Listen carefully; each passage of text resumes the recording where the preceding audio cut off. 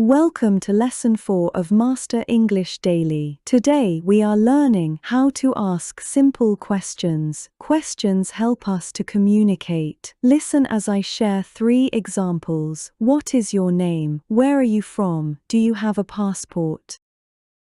Asking questions is just as important as answering them. Now repeat after me. What is your name? Where are you from? Do you have a passport?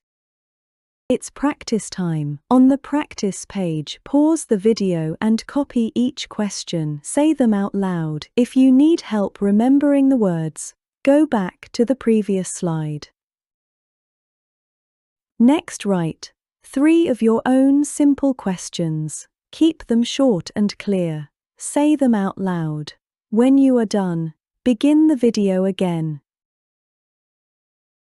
Good job. Remember to practice a few minutes each day.